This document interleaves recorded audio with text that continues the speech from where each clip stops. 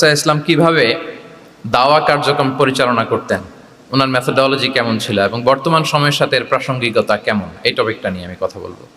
তার আগে আমি শুরুতে দাওয়া ইস্যু যখনই আমার সামনে আসে তখন যেই কথাটা আমি বলি বা শেয়ার করি সেটা হচ্ছে মানহাজুল ওয়াসাতিয়া, মানে the balanced approach of Islam, ইসলামের যে ভারসাম্যপূর্ণ নেচার, এটা নিয়ে আমি কথা বলি। এবং আমার আলোচনার শুরুতে আমি সূরাতুল বাকারার 143 নম্বর আয়াত তেলাওয়াত করেছি, যেখানে আল্লাহ তাআলা বলছেন ওয়াকাযালিকা জাআলনাকুম উম্মাতান ওয়াসাতা লিতাকুনু শুহাদা আলান নাস, অনুরূপভাবে আমি তোমাদেরকে মধ্যমপন্থী জাতি বানিয়েছি বা মধ্যমপন্থী জাতি হিসেবে আবির্ভূত করেছি। উম্মাতান ওয়াসাতা মানে উম্মাতান আদলান ওয়া খিয়ারা, শ্রেষ্ঠ জাতি, ন্যায়পরায়ণ জাতি, এবং যারা শ্রেষ্ঠ, যারা ন্যায়পরায়ণ, তারাই মূলত মধ্যমপন্থী জাতি। তো আল্লাহ তাআলা আমাদেরকে মধ্যমপন্থী জাতি বলেছেন। এই যে মধ্যম পন্থা আল ওয়াসাতিয়া, এটা ইসলামের অনেকগুলো অনন্য বৈশিষ্ট্যের মধ্য থেকে একটি বৈশিষ্ট্য। বাট মাঝে মাঝে আমরা এই পন্থাটার কথা ভুলে যাই। ভুলে কি করি, অনেক সময় অনেক প্রান্তিক লেভেল থেকে কাজ করে ফেলি, চিন্তা করে ফেলি, অনেক সময় খুব বাড়াবাড়ি করে ফেলি, অনেক সময় ছাড়াছাড়ি করে ফেলি। বরং আমাদের থাকতে হবে মাঝামাঝি। তাহলে the first and foremost reminder today in this conference hall, যে আমরা বাড়াবাড়িও করব না, ছাড়াছাড়িও করব না, আমরা মাঝামাঝি থাকবো। কোথায় থাকবো? জি, মাঝামাঝি, আল ওয়াসাতিয়া, যেটা শ্রেষ্ঠ এবং যেই মেথোডোলজির কথা কোরআন আমাদেরকে জানিয়েছে। আমি যদি এটাকে ইংরেজি করি ওয়াসাতিয়া, তাহলে ইংরেজি দাঁড়াবে এরকম যে the balanced nature of Islam, ইসলামের যেই ভারসাম্যপূর্ণ যে নেচার, এটার নাম হচ্ছে মূলত আল ওয়াসাতিয়া। আপনি যদি খেয়াল করে দেখেন যে কিভাবে আমরা অন্যান্য জাতিগোষ্ঠীর তুলনায় মধ্যমপন্থী জাতি, তাহলে দেখবেন যে আমরা যদি সাইয়েদনা ঈসা আলাইহিস সালামের ব্যাপারে কথা বলি, জেসাস ক্রাইস্টের ব্যাপারে, তাহলে দেখেন ওনার ব্যাপারে ইহুদি নাসারারা কেউ বাড়াবাড়ি করেছে, কেউ ছাড়াছাড়ি করেছে, আমরা একেবারে মিডল ওয়েতে আছি। যেমন ঈসা আলাইহিস সালামের ব্যাপারে খ্রিস্টানরা কি বলে জানেন? তারা বলে ঈসা আলাইহিস সালাম হচ্ছে আল্লাহর সন্তান, নাউযুবিল্লাহি মিন যালিক। Jesus Christ is the son of God, গডের সন্তান। তাহলে দেখেন কতটা বাড়াবাড়ি করলো, ঈসা আলাইহিস সালামকে উঠাতে উঠাতে খোদার আসনে নিয়ে বসালো। বাড়াবাড়ি হয়ে গেল না এটা? তাহলে একদল খুব বাড়াবাড়ি করলো। এবার যদি ইহুদিদের কথা চিন্তা করি, ইহুদিরা কি বলে? ইহুদিরা একেবারে উল্টো। তারা বলে ঈসা আলাইহিস সালাম হচ্ছে ইবনু জিনা, মানে জারদ সন্তান, নাউযুবিল্লাহ। দেখেন তাদের প্রত্যেকের আকীদা শোনা মাত্রই আপনাদেরকে বলা লাগতেছে না যে নাউযুবিল্লাহ বলেন, আপনারা স্বতঃস্ফূর্তভাবেই বলতেছেন নাউযুবিল্লাহ। তার মানে একদল বাড়াবাড়ি করলো, একদল ছাড়াছাড়ি। একদল বলল তিনি আল্লাহর সন্তান বলে একেবারে আল্লাহর উপরে উঠাই ফেলছে, আরেক দল নামাতে নামাতে একেবারে পদদলিত করলো, বলল তিনি হচ্ছেন বাস্টার্ড, মানে ইবনু জিনা, জারদ সন্তান, নাউযুবিল্লাহি মিন যালিক। একদল নিয়ে গেল একেবারে উপরে, আরেক দল একেবারে নিচে। কিন্তু আমরা কি বলি দেখেন, আমরা বলি ঈসা আলাইহিস সালাম উনি হচ্ছেন আব্দুল্লাহি ওয়া রাসূলুহু, তিনি হচ্ছেন আল্লাহ তাআলার দাস বা বান্দা এবং আল্লাহর সম্মানিত রাসূল। দেখুন কতটা ব্যালেন্সে আকীদা। আমরা আব্দুল্লাহ বলার মধ্য দিয়ে বেসিকলি নাসারাদেরকে রিফিউট করি, তাদের প্রতিবাদ করি আমরা, যে তোমরা যে বলেছো আল্লাহ সন্তান না, ওইদিকে উঠানো যাবে না, নিচে নামায় নিয়ে আসো, উনি আব্দুল্লাহ, আল্লাহর দাস। আর রসুলহু, সম্মানিত রসুল বলে আমরা বেসিকলি ইহুদিদেরকে রিফিউট করি, তাদের প্রতিবাদ করি। আমরা বলি যে না, তোমরা যে বলেছো উনি জারদ সন্তান না, ওনার সম্মানকে পদদলিত করা যাবে না, উপরে উঠাইতে হবে, উঠায়া রসুল ও সম্মানিত রসুল। তাহলে নাসারাদের আকীদা থেকে আমরা নিচে নেমে আসলাম, ইহুদিদের আকীদা থেকে আমরা উপরের দিকে গেলাম। ফলে এটা কি হলো?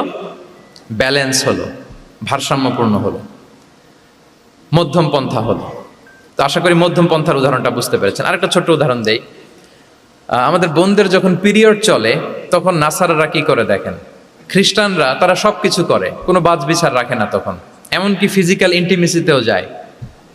যখন আমাদের বোনদের পিরিয়ড চলে তখন তারা ফিজিক্যাল ইন্টিমেসিতেও যায়, কোনো বাজ বিচার নাই। এটা হচ্ছে নাসারাদের অবস্থান। আর ইহুদিদের কি অবস্থান? এরা এই 5 দিন 7 দিন আমাদের বোনদের যখন পিরিয়ড চলে তখন তারা তাদের স্ত্রীদেরকে ধরবে না, ছোবে না, স্পর্শ করবে না, একসাথে বসবেও না।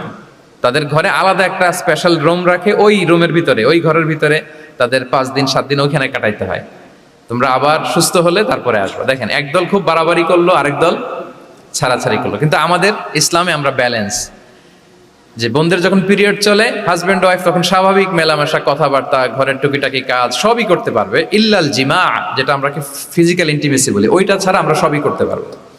তাহলে দেখেন এই দুইটা উদাহরণ আমি সামনে আনলাম এজন্য যে এই যে মানহাজুল ওয়াসাতিয়াতি ওয়াল ইতিদাল, মধ্যম পন্থার কথা আমরা যেটা বলি, যেটাকে দিয়ে আল্লাহ তাআলা আমাদেরকে সম্মানিত করেছেন যে ওয়াকাযালিকা জাআলনাকুম উম্মাতাম ওয়াসাতা, তোমাদেরকে আমি মধ্যমপন্থী জাতি বানিয়েছি, তোমাদের মধ্যে বাড়াবাড়িও থাকবে না, ছাড়াছাড়িও থাকবে না, বরং আমরা হব মধ্যমপন্থী। আমরা কি হব?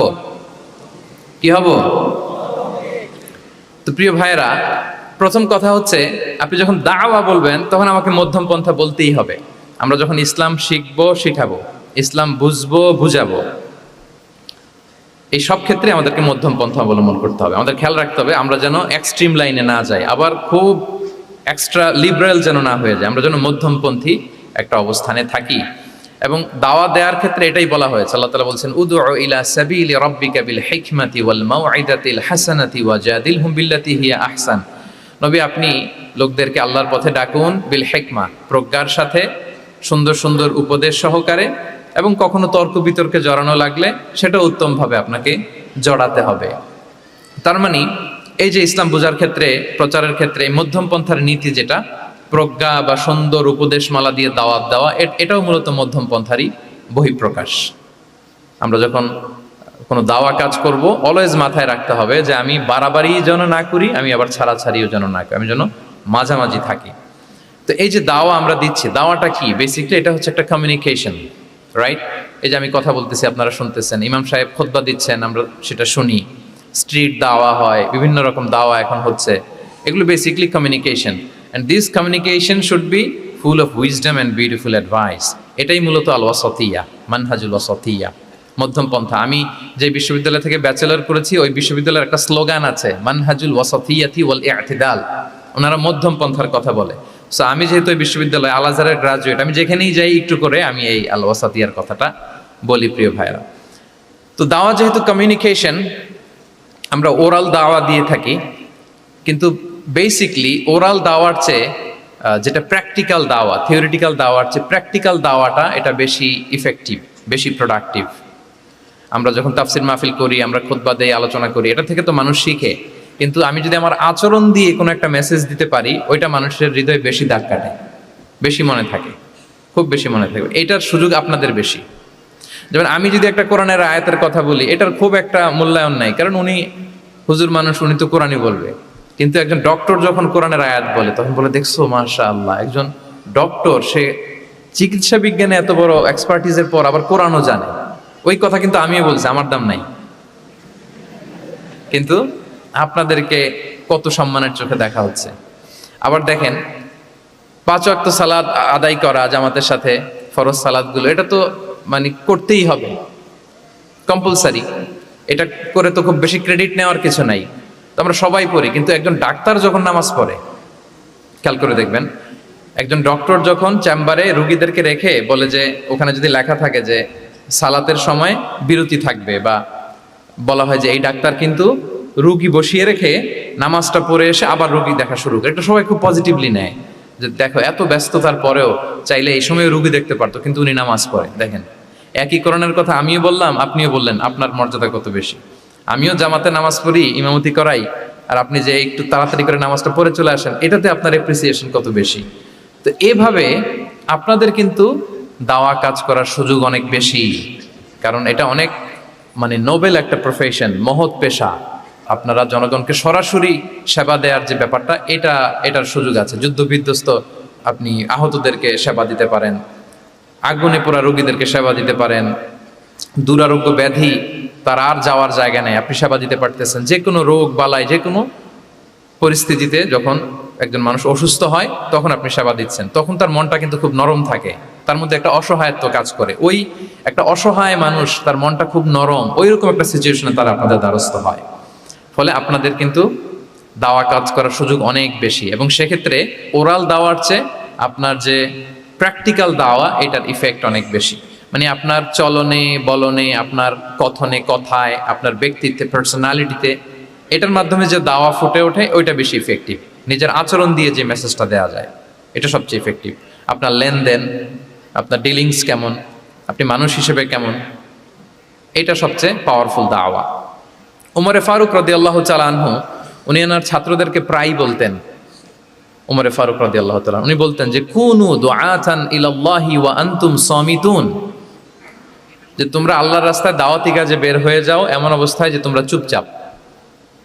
তো ছাত্ররা বলতো দাওয়াতি কাজও করতে বলতেছেন আবার চুপচাপও থাকতে বলতেছেন, এটা আবার কিভাবে দাওয়াত দিব? তো উমর ফারুক রাদিয়াল্লাহু তাআলা আনহু বলতেন বি আখলাকিকুম, তোমাদের আখলাক দিয়ে দাওয়াত দাও। আখলাক দিয়ে দাওয়াত দেওয়া যায় না? বলেন তো, আখলাক দিয়ে দাওয়াত দেওয়া যায় কি যায় না? যায়। এই আখলাক দিয়ে যে দাওয়াত, এটা অনেক পাওয়ারফুল। 10টা তাফসির মাহফিল করে আমি এটা করতে পারবো না। আপনি আপনার আখলাক দিয়ে, আপনার ব্যক্তিত্ব দিয়ে, আপনার লেনদেন, হ্যাঁ, এগুলো দিয়ে আপনি যে দাওয়াটা দিতে পারবেন, অন্য অনেক কিছু দিয়ে সেটা হবে না। এজন্য ওমরে ফারুক বলতেন কুনু দুআতান ইলাল্লাহি ওয়া আনতুম সামিতুন, আল্লাহ রাস্তায় দায়ী হয়ে বের হও কিন্তু চুপচাপ। কিভাবে? বলে বি আখলাকিকুম, তোমাদের আখলাক দিয়ে। এটা বেশি পাওয়ারফুল। এবং রাসূল সাল্লাল্লাহু আলাইহি ওয়াসাল্লামের ব্যাপারে যখন জিজ্ঞেস করা হতো আম্মাজান আয়েশা রাদিয়াল্লাহু তাআলা আনহাকে যে রাসূল সাল্লাল্লাহু আলাইহি ওয়াসাল্লামের আচরণ কেমন ছিল, তখন আম্মাজান আয়েশা বলতেন যে কানা খুলুকুহু আল কোরআন, কোরআনই ছিল রাসূল সাল্লাল্লাহু আলাইহি ওয়াসাল্লামের চরিত্র। পুরো কোরআনে 30 পারায় থিওরিটিক্যালি যা বলা আছে রাসূল সাল্লাল্লাহু আলাইহি ওয়াসাল্লামের জীবনীতে প্র্যাকটিক্যালি সেটা দেখানো আছে। তো আম্মাজান আয়েশা বলতেন কানা খুলুকুহু আল কোরআন, রাসূল সাল্লাল্লাহু আলাইহি ওয়াসাল্লামের চরিত্র ছিল কোরআন। ইনদামা রাসূলুল্লাহ সাল্লাল্লাহু আলাইহি ওয়াসাল্লাম ইয়ামশি আলাল আরদ কাআন্নাল কোরআনা ইয়ামশি আলাইহি, রাসূল সাল্লাল্লাহু আলাইহি ওয়াসাল্লাম যখন মদিনার রাস্তা দিয়ে হেঁটে যেতেন, as if a living Quran is walking on the street, মনে হতো একটা জীবন্ত কোরআন রাস্তা দিয়ে হেঁটে হেঁটে যাচ্ছে।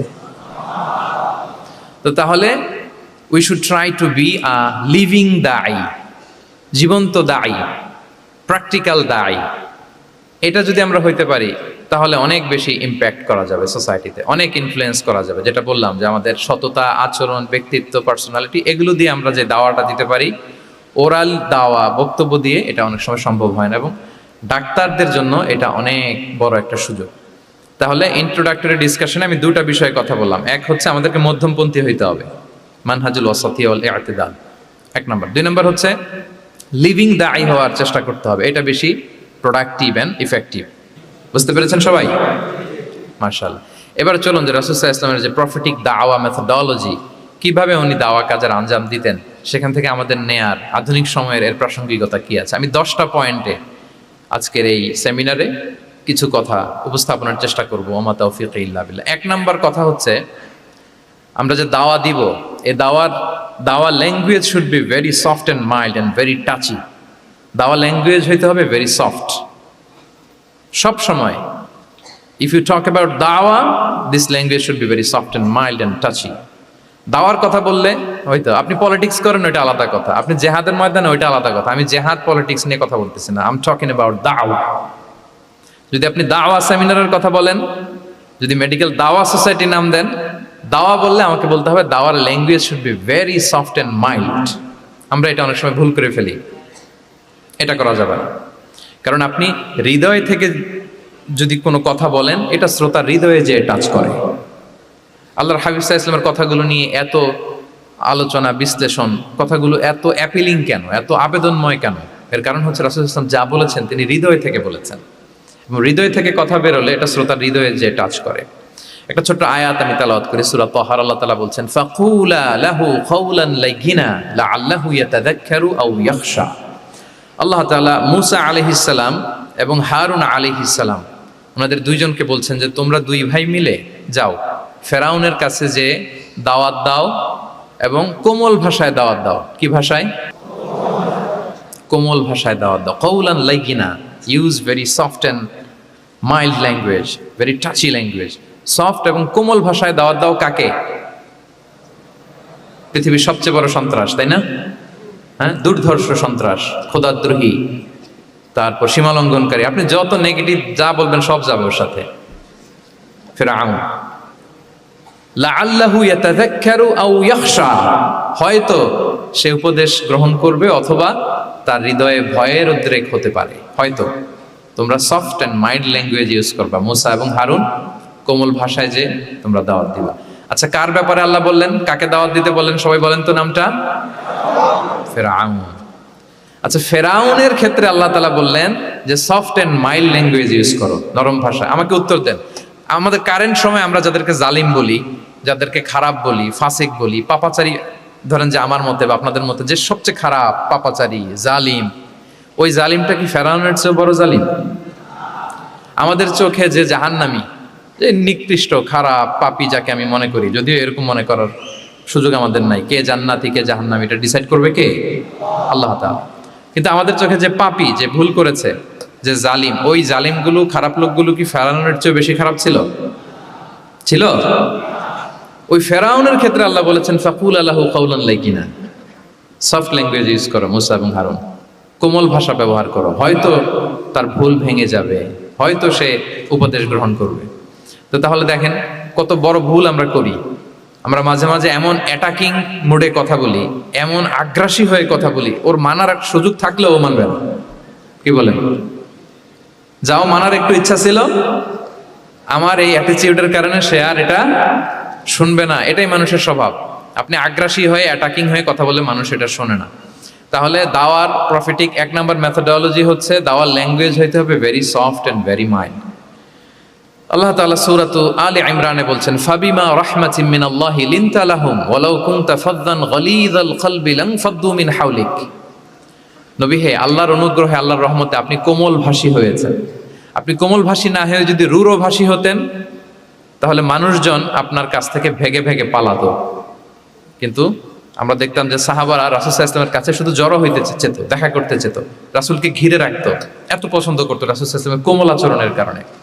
ইভেন ফ্যামিলিতে কোনো সমস্যা হলে অনেক সাহাবারা বলতেন ফ্যামিলির সাথে সমস্যা হলেও তারা রাসূলের কাছে চলে আসতো। এমনকি কারো পেটে ক্ষুধা লাগলেও তারা রাসূলের দরবারে চলে আসতো। তারা বলতো রাসূল সাল্লাল্লাহু আলাইহি ওয়াসাল্লামের চেহারার দিকে তাকালেই আমাদের ক্ষুধা মিটে যেত। কি কোমল ভাষী ছিলেন, কত সুন্দর সফট ল্যাঙ্গুয়েজ রাসূল সাল্লাল্লাহু আলাইহি ওয়াসাল্লাম ইউজ করেছেন। হ্যাঁ, রাসূল সাল্লাল্লাহু আলাইহি ওয়াসাল্লাম কখনো যে কঠোর ভাষায় কথা বলতেন না তা না, মাঝে মাঝে বলতেন, কিন্তু বেশিরভাগ ওনার দাওয়া ছিল সফট অ্যান্ড মাইল্ড। মাঝে মাঝে প্রেক্ষাপটের আলোকে রাসূল সাল্লাল্লাহু আলাইহি ওয়াসাল্লাম অনেক সময় তেজস্বী জ্বালাময়ী ভাষণ দিতেন, মনে হতো ব্যাটালিয়নকে কমান্ড করছেন। এটা মাঝে মাঝে চেহারা লাল হয়ে যেত, গড়গড় করতেন যুদ্ধের আগে। কিন্তু রেগুলার বেসিসে রাসূল সাল্লাল্লাহু আলাইহি ওয়াসাল্লাম খুব কোমল ভাষায় কথা বলতেন। তাহলে এক নম্বরে যেটা জানলাম, যদি আপনি দাওয়া মেন্টালিটি, দাওয়া মোডে থাকতে চান, আপনার ভাষা হতে হবে শক্ত না নরম? সফট হইতে হবে, কোমল। কারোর প্রতি আগ্রাসী হয়ে যেন আমরা কথা না বলি, অ্যাটাকিং মোডে যেন না বলি, বললেও শুনবে না। এটাই মানুষের নেচার, সফট ল্যাঙ্গুয়েজে বলতে হয়। ফেরাউনকে যদি বলা হয় ওর সাথে ভালোভাবে বলো, তো আমাদের আশেপাশে যারা আছে এরা তো আরো এদেরকে সম্মান দিয়ে নরম করে বলা উচিত। কি বলেন? জি, এক নম্বর গেল। দুই নম্বর হচ্ছে দাওয়াকে ফলপ্রসূ করতে হলে রাসূল সাল্লাল্লাহু আলাইহি ওয়াসাল্লাম যেটা করতেন, শ্রোতাদের অনেক সময় মনোযোগ আকর্ষণের জন্য উনি অনেক ধরনের টুলস, অনেক ধরনের জিনিস তিনি ব্যবহার করতেন। যেমন একটা পদ্ধতি রাসূল সাল্লাল্লাহু আলাইহি ওয়াসাল্লামের ছিল, রাসূল সাল্লাল্লাহু আলাইহি ওয়াসাল্লাম মানুষের আকর্ষণ বৃদ্ধির জন্য মাঝে মাঝে প্রশ্ন ছুড়ে দিতেন অডিয়েন্সকে। Drawing attention of the listener by throwing questions. Question throw করার মাধ্যমে অ্যাটেনশন গ্রো করতেন। হাদিসে এরকম অনেক উদাহরণ পাওয়া যায়। একটা ছোট্ট হাদিস শেয়ার করি, সহিহ মুসলিমে এসেছে। রাসূল সাল্লাল্লাহু আলাইহি ওয়াসাল্লাম একবার সাহাবাদেরকে বললেন, ইন্না মিনা শাজারি শাজারাতান লা ইয়াসকুতু ওয়ারাকুহা মাসালুহা মাসালুল মুসলিম।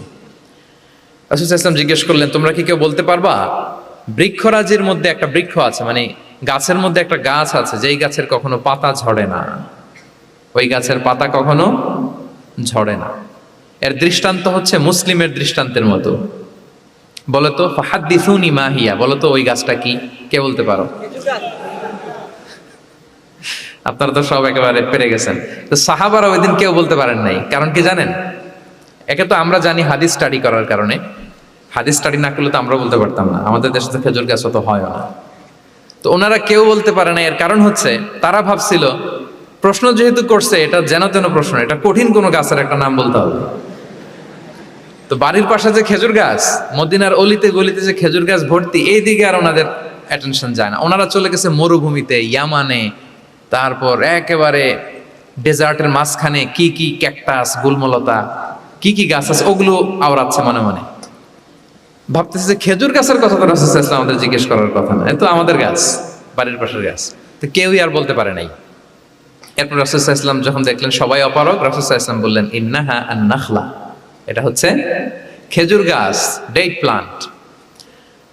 তো আব্দুল্লাহ ইবনে উমর রাদিয়াল্লাহু তাআলা আনহু বাড়িতে যাওয়ার পরে ওমরে ফারুককে তার বাবাকে বললেন যে, বাবা, আজকে যে রাসূল সাল্লাল্লাহু আলাইহি ওয়াসাল্লাম প্রশ্ন ছুড়ে দিলেন, আপনারা যে কেউ পারলেন না, উত্তরটা কিন্তু আমি পারতাম।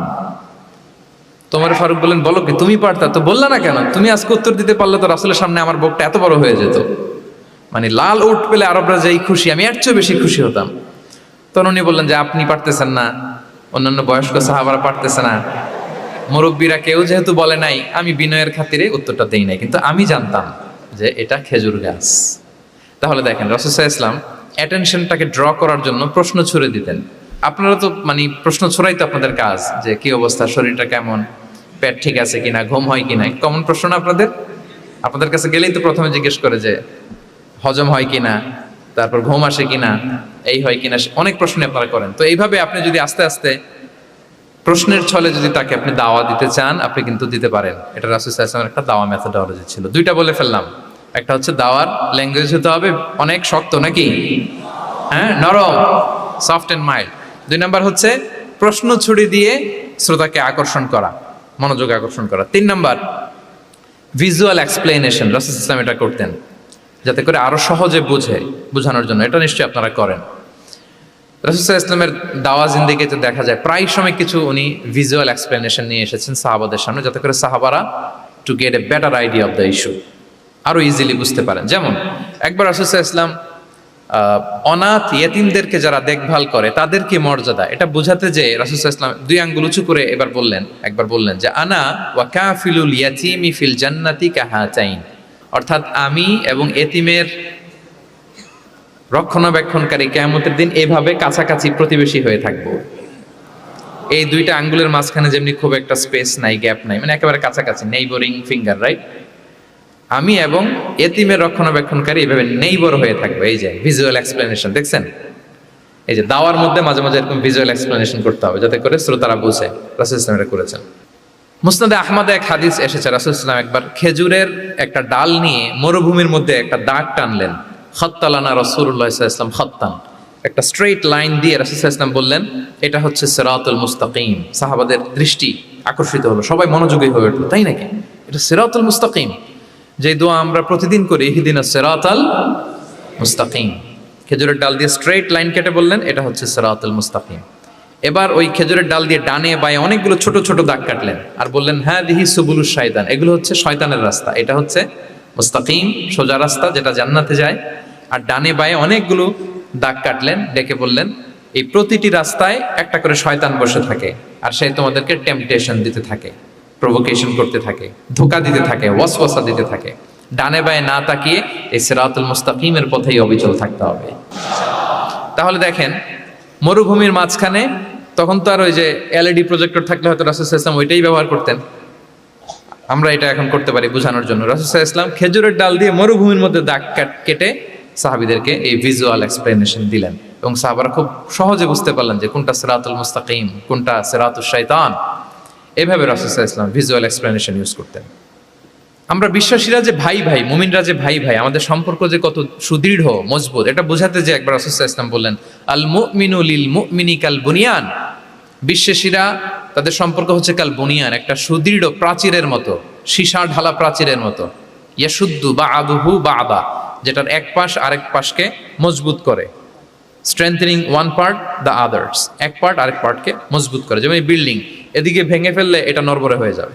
তিনি বুঝালেন যে সুদৃঢ় প্রাচীরের মতো হচ্ছে বিশ্বাসীদের সম্পর্ক। এটা বলে ওয়াসাব্বাকা বাইনা আসাবিহি, মানে ডান হাতের আঙ্গুলগুলো বা হাতের ভেতরে ভেবে ঢুকিয়ে দিলেন, বললেন যে এরকম মজবুত।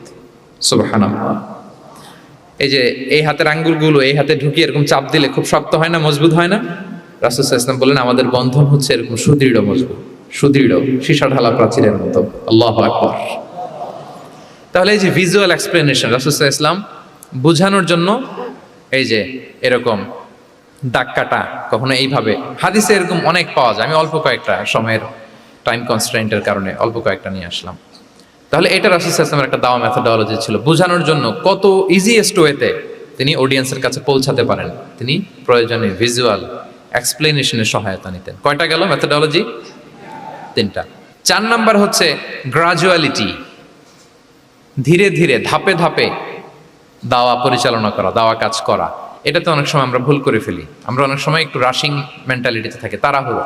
একজন ভাই নতুন দিনে ফিরছে, আগে হয়তো সংশয়বাদী ছিল, নাস্তিক ছিল, প্র্যাকটিস করতো না, এখন সে প্র্যাকটিসের ইচ্ছা করছে। এই সুযোগ পেয়ে আমি তারে বলা শুরু করলাম নামাজ পড়তে হবে, রোজা রাখতে হবে, যাকাত দিতে হবে, তোমার ওয়াইফের পর্দা করাইতে হবে, হালাল হারাম ও কয়েক ছাড়ছে, আমার সম্ভব না। ও বলবে ভাই আগে যা ছিলাম ওইটাই ভালো ছিল, এতগুলো তো আমি মানতে পারবো না।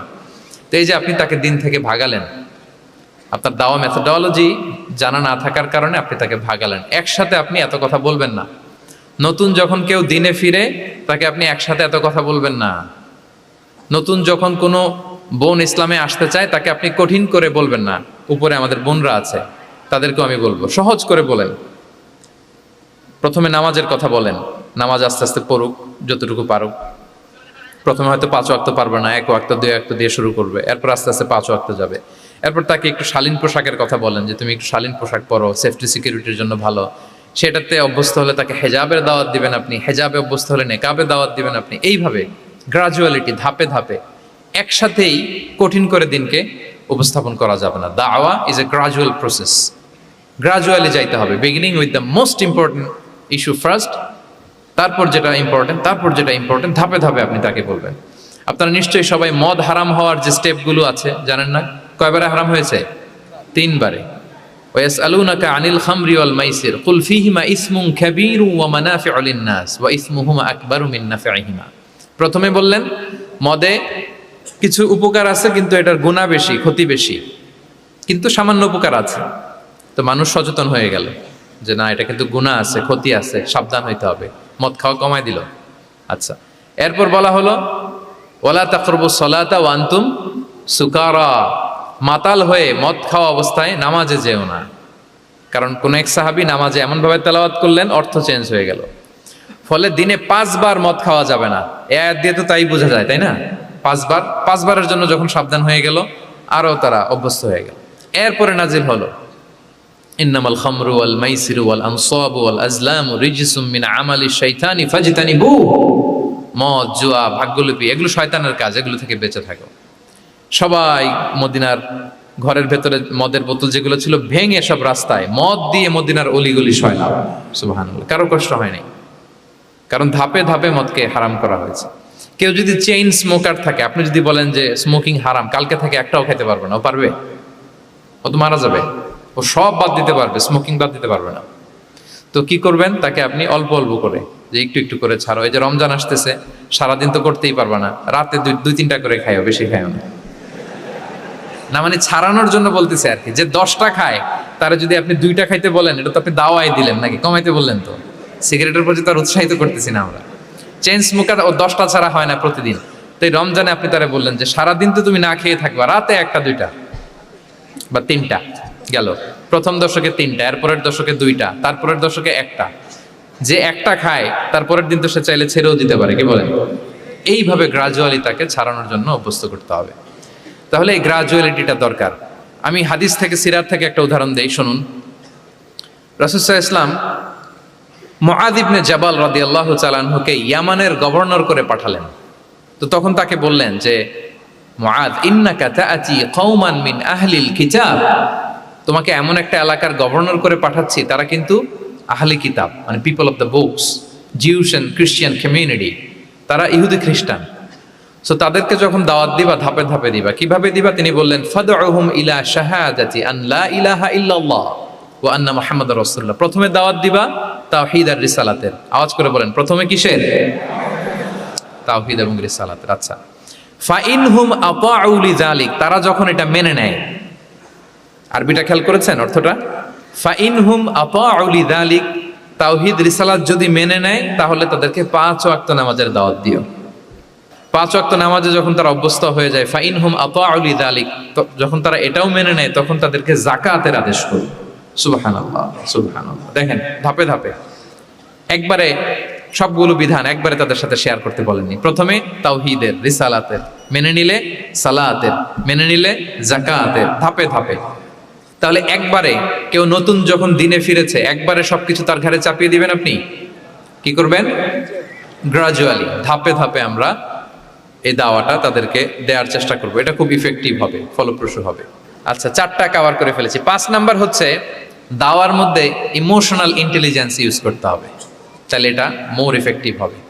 মানে আপনি মানুষের আবেগ অনুভূতি নাড়িয়ে দিয়ে যদি দাওয়া দিতে পারেন, এটা তার শুদ্ধাচারের জন্য অনেক কাজে দেবে। ইমোশনাল ইন্টেলিজেন্স মানে তার আবেগ, ইমোশনকে আপনি ট্রিগার আপ করবেন, ওইটাতে আপনি টাচ করবেন, তাহলে দেখবেন যে সে একেবারে কাবু হয়ে গেছে। এটা রাসূল সাল্লাল্লাহু আলাইহি ওয়াসাল্লামের সিরাতে আমরা অনেক সময় দেখেছি যে ইমোশনাল ইন্টেলিজেন্সকে কাজে লাগিয়ে রাসূল সাল্লাল্লাহু আলাইহি ওয়াসাল্লাম তার আবেগ অনুভূতিতে এমনভাবে নাড়া দিয়েছেন তাকে আল্লাহ তাআলা হেদায়েতের রাস্তায় নিয়ে এসেছে। সুবহানাল্লাহ। একটা ছোট্ট উদাহরণ দেই, মুসনাদে আহমদ ইবনে হাম্বলের হাদিস, কিভাবে ইমোশনাল ইন্টেলিজেন্স রাসূল সাল্লাল্লাহু আলাইহি ওয়াসাল্লাম ইউজ করতেন, আবেগ অনুভূতিকে কিভাবে নাড়া দিতেন রাসূল সাল্লাল্লাহু আলাইহি ওয়াসাল্লাম। এক যুবক এসে সাহাবাদের সামনে রাসূল সাল্লাল্লাহু আলাইহি ওয়াসাল্লামকে বললেন, ইয়া রাসূলুল্লাহ ইযান লি বিজিনা, হে আল্লাহর রাসূল আপনি আমাকে জিনার অনুমতি দেন। নাউযুবিল্লাহ। কিসের? জিনার, মানে ব্যভিচারের অনুমতি দেন, ব্যভিচার বা জিনার অনুমতি দেন। আশেপাশের সাহাবারা তো রেগে মেগে আগুন। ফাআকবাল আল কওম আলাইহি ফাজাজারু, সবাই তাকে দৌড়ে ধরতে গেল আর ধমকাতে লাগলো, ছি ছি ছি, মা মা, আমরা যেটা বাংলায় বলি ছি ছি, আরবিতে ওনারা কি বলে? মা মা, ছি ছি, কি বলো তুমি? লজ্জা শরমের মাথা খেয়ে তুমি রাসূলুল্লাহর দরবারে এসে বলতেছো, হে আল্লাহর রাসূল আপনি জিনার অনুমতি দেন।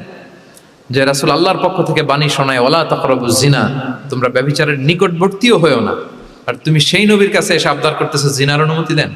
তারা যখন তেরে আসলো এই যুবকের দিকে, রাসূল সাল্লাল্লাহু আলাইহি ওয়াসাল্লাম তাদেরকে থামালেন, বললেন যে তোমরা থামো, যুবককে ডেকে আনো আমার কাছে। যুবককে নিয়ে আসা হলো, রাসূল সাল্লাল্লাহু আলাইহি ওয়াসাল্লাম তাকে পরম আদরে কাছে টেনে নিলেন। এবার তাকে জিজ্ঞেস করলেন, তুমি জিনার অনুমতি চাও না? বলে যে ইয়া রাসূলুল্লাহ, জি জিনার অনুমতি চাই। তখন রাসূল সাল্লাল্লাহু আলাইহি ওয়াসাল্লাম বললেন, তুমি আমাকে উত্তর দাও তো, তুমি বলো তো যে আতুহিব্বুহু লি উম্মিক, তুমি কি পছন্দ করবে যে কোনো পরপুরুষ তোমার মায়ের সাথে এই জিনাটা করুক? তোমার এটা ভালো লাগবে? সে বলে লা ইয়া রাসূলুল্লাহ, না কখনো না, আমার মায়ের সাথে কেউ এই পাপাচারে লিপ্ত হবে এটা কোনো মানুষ মেনে নেবে না, আমি কেন, কেউ মেনে নেবে না। তারপর রাসূল সাল্লাল্লাহু আলাইহি ওয়াসাল্লাম তাকে বললেন, আতুহিব্বুহু লিবনাতিক, তুমি তোমার কলিজার টুকরা সন্তান, কন্যা সন্তানের সাথে, তোমার কন্যার সাথে কেউ এই পাপ কাজটা করুক, এটা তুমি মেনে নিবে, এটা তুমি পছন্দ করো? সে বলল লা ইয়া রাসূলুল্লাহ, হে আল্লাহর রাসূল কোশ্চিন কালেও না, কখনো মানবো না, আমার মেয়ের সাথে কেউ এই কাজ করবে আমি কখনো মানবো না।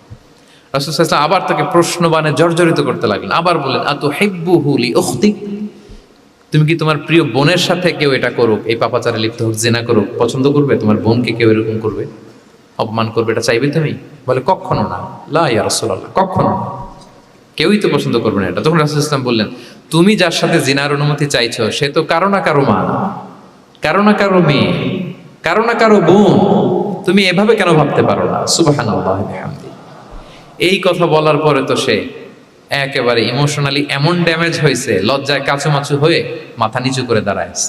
তখন রাসূল ইসলাম তার পিঠে একটা আলতো চাপড় মারলেন, পরম মমতায় আলতো চাপড় দিয়ে তার জন্য দোয়া করলেন, আল্লাহুম্মা গফির যামবাহ ওয়া তাহহির কলবাহ ওয়া হাসসিন ফারজাহ, আল্লাহ তুমি এই যুবকের পাপ মোচন করো, আল্লাহ তুমি তার অন্তরটাকে পরিশুদ্ধ করো, আল্লাহ তুমি তার চরিত্রটাকে নিষ্কলুষ করো। এই হাদিসের রাবি উনি বলতেছেন, ফালাম ইয়াকুন বা'দা যালিকাল ফাতা ইয়ালতাফিতু ইলা শাই, ওই দিনের পর থেকে এই যুবক কখনো কোনো পরনারীর দিকে রাস্তায় তাকায় নাই। এই ইমোশনালি যখন তাকে দুর্বল করা হলো, তাকে যখন এইভাবে রাসূল সাল্লাল্লাহু আলাইহি ওয়াসাল্লাম প্রেজেন্টেশন করলেন, হাদিসের বর্ণনাকারী বলেন এরপরে আমরা কোনোদিন তাকে পরনারীর দিকে তাকাতে দেখি নাই।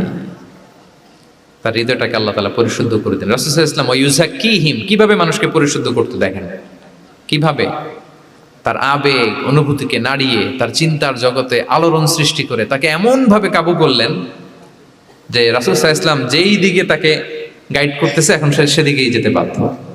সো এইটা আমাদেরকে করতে হবে, ইমোশনাল ইন্টেলিজেন্স কাজে লাগিয়ে মানুষের আবেগ অনুভূতিতে নাড়া দিয়ে যদি আপনি তাকে কোনো কথা, কোনো বার্তা, কোনো নাসিহাত করেন, তখন সেটা সে শুনে, এমন শুনে এমনভাবে সে হেদায়েতের পথে আসে যেটা আমরা কল্পনাও করতে পারি না। তাহলে এটা যেন আমরা করি, এটা খুবই প্রোডাক্টিভ, এটা খুবই ইফেক্টিভ, এটা খুবই ফ্রুটফুল, কাজে দেয় মানুষকে ইমোশনালি তাকে দেওয়া। এই পয়েন্টটা বুঝতে পেরেছেন তো সবাই, না? আলহামদুলিল্লাহ। 6 নাম্বার মেথোডোলজি হচ্ছে দাওয়া should be full of love. দাওয়া বললে এটার সাথে লাভ থাকতে হবে, লাভ, ভালোবাসা। যদি আপনি দাওয়া বলেন এখানে লাভ থাকতে হবে, ইট কামস উইথ লাভ, ভালোবাসা। ভালোবাসা দিয়ে আপনি মানুষের হৃদয় জয় করতে হবে।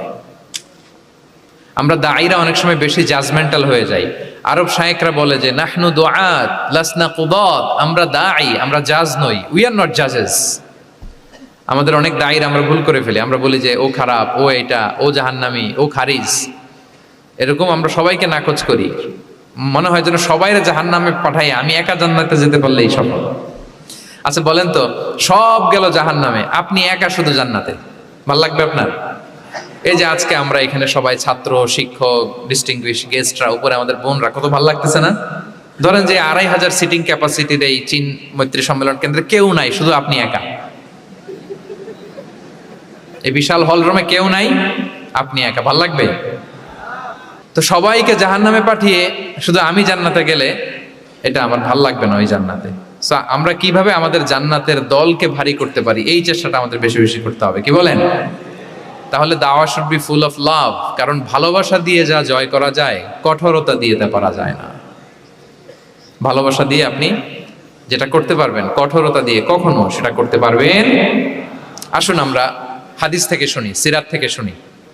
আল্লাহর হাবিব সাল্লাল্লাহু আলাইহি ওয়াসাল্লাম মসজিদে নববীতে বসে আছেন সাহাবাদেরকে নিয়ে। হঠাৎ এক বেদুইনের আগমন। বেদুইন মানে যার মধ্যে নগর জীবনের কোনো নিয়ম কানুন সে দেখেনি, জানে না, বোঝে না। সিভিলাইজেশন বলতে যেটা বুঝি, ভদ্রতা, কার্টিসি, ম্যানার, এটা সে শিখেনি। এরকম এক বেদুইন অনেক দূর পল্লী থেকে মদিনার মসজিদে নববীতে এসেছে, কিন্তু সে ইসলাম ধর্ম গ্রহণ করেছে, মুসলিম। তো মসজিদে ঢুকে সে 2 রাকাত নামাজ পড়তেছে। এসে যে রাসূলকে সালাম দিবে, কথা, ওই কার্টিসিটাও নাই। রাসূল সাল্লাল্লাহু আলাইহি ওয়াসাল্লাম বসা ওইদিকে সাহাবাদের নিয়ে, সে তার মতো এসে এক জায়গায় মসজিদের সাথে তার উট বেঁধে সে 2 রাকাত নামাজ পড়ে দোয়া করতেছে আল্লাহর কাছে। কি দোয়া জানেন? দোয়ার মধ্যেও কাটিছি নাই। দোয়াতে বলে, ইয়া আল্লাহ, আল্লাহুম্মা আরহামনি ওয়ারহাম মুহাম্মাদা ওয়ালা তারহাম মা'ানা আহাদা। মানে আল্লাহ, তুমি শুধু আমারে রহম করো আর মুহাম্মদ সাল্লাল্লাহু আলাইহি ওয়াসাল্লামের রহম করো, আমাদের সাথে আর কাউরে রহম করো না তুমি। বেদুইন, তার মধ্যে আদাবু দোয়া, দোয়ার যে একটা এটিকেটস আছে, এটা তো তার জানা নাই। দোয়ায় অন্যদের জন্য দোয়া করলে যে নিজের লাভ, এটা সে জানতো না। আমি যদি বলি যে আল্লাহ এই ভাইদেরকে তুমি কবুল করো, তখন ফেরেশতারা বলে আল্লাহ যিনি দোয়া করতেছে আগে তাকে তুমি কবুল করো। কেউ অসুস্থ, আমি যদি বলি আল্লাহ আমার এই ভাইকে তুমি সুস্থ করো, আল্লাহর ফেরেশতারা বলে আল্লাহ যিনি দোয়া করলেন আগে তার রোগ বালাই থাকলে আগে তাকে সুস্থ করো। তো এই যে দোয়ার এটিকেটস, আদাব দোয়া, এটা সে জানতো না। সে দোয়া করতেছে আল্লাহুম্মা আরহামনি ওয়ারহাম মুহাম্মাদা ওয়ালা তারহাম মা'ানা আহাদা, শুধু আমারে রহম করো, মুহাম্মদ সাল্লাল্লাহু আলাইহি ওয়াসাল্লাম রহম, আর কাউরে না। তো রাসূল সাল্লাল্লাহু আলাইহি ওয়াসাল্লাম দূর থেকে দেখতেছেন এই দোয়া, আর বলতেছেন যে হায় রে, একটা প্রশস্ত জিনিসকে সে সংকীর্ণ বানায় ফেললো। আল্লাহর কাছে কি রহমের কোনো কমতি বা ঘাটতি আছে? নাই। সে তো দোয়াতে সবাইকে ইনক্লুড করতে পারতো।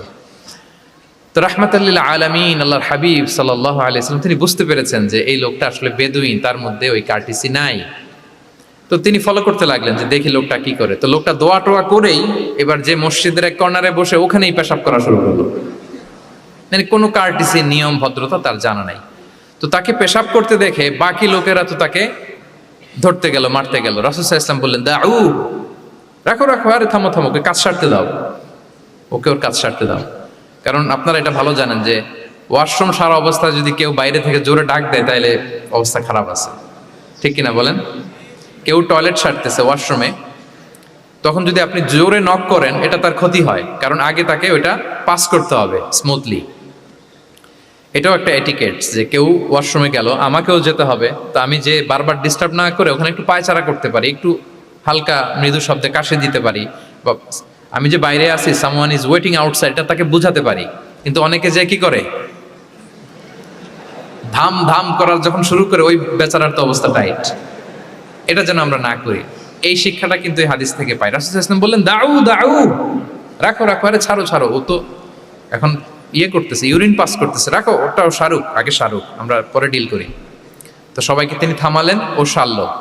এবার রাসূল সাল্লাল্লাহু আলাইহি ওয়াসাল্লাম বললেন, এবার তোমরা যে ও হারিকু আলা বাউলিহি সাজলান মিন মা, যেহেতু মসজিদে নববীর ফ্লোর ছিল বালুর ফ্লোর, শুকিয়ে যাবে, বললেন যে ওর পেশাব করা জায়গার উপর 1 বালতি পানি ঢেলে দাও। সাহাবারা দিল। আর এই বেদুইন লোককে রাসূল সাল্লাল্লাহু আলাইহি ওয়াসাল্লাম কাছে টেনে নিলেন, যে তাকে খুব ভালোবাসা দিয়ে বললেন, কি অবস্থা তোমার, কোত্থেকে আসছো, সব খোঁজ খবর নিয়ে বললেন যে তুমি যে এইখানে নামাজ পড়লা, এরপরে আবার এই কাজটা সারলা, তুমি কি জানো এইখানে আল্লাহর জিকির করা হয়, এটা আমাদের ইবাদতগাহ, এখানে আমরা রবের জিকির করি, তার কাছে ফরিয়াদ করি, সবাই মিলে, এই কমিউনিটির সবাই এখানে আসে, এই কমিউনিটির, মদিনার কমিউনিটির সবাই মিলে, নারী পুরুষ নির্বিশেষে আমরা এসে এখানে আল্লাহর কাছে ফরিয়াদ করি, দোয়া করি, ইবাদত করি, কোরআন তেলাওয়াত করি, এটা আমাদের ইবাদতগাহ। এইখানে কি এমন কাজটা করা তোমার ঠিক হলো? সে তো লজ্জায় কাচুমাচু হয়ে রাসূল সাল্লাল্লাহু আলাইহি ওয়াসাল্লামের কাছে ক্ষমা চাইতেছে। সুবহানাল্লাহি ওয়া বিহামদিহি।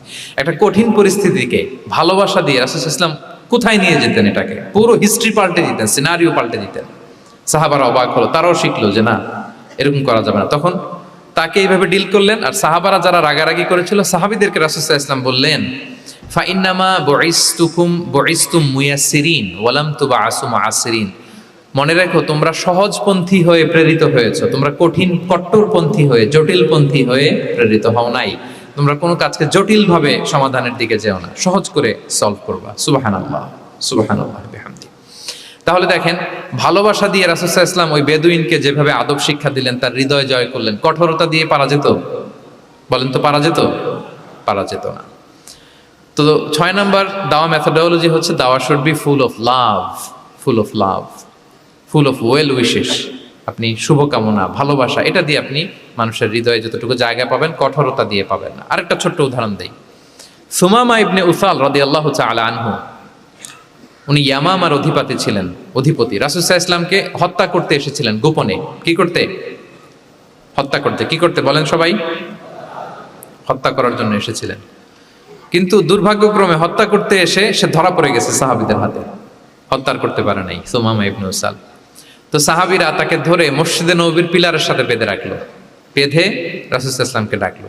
তারা বলল যে, ইয়া রাসূলুল্লাহ, দেখেন ইয়ামামা থেকে আসছে সুমামা ইবনে উসাল আপনাকে হত্যা করবার জন্য, তাকে আমরা ধরে ফেলেছি, আমরা বেঁধে রেখেছি। রাসূল সাল্লাল্লাহু আলাইহি ওয়াসাল্লাম তার কাছে যে তার খোঁজ খবর নিলেন প্রথম দিন, এবং তার সামনে যথারীতি তাওহীদ এবং রিসালার দাওয়াত দিলেন।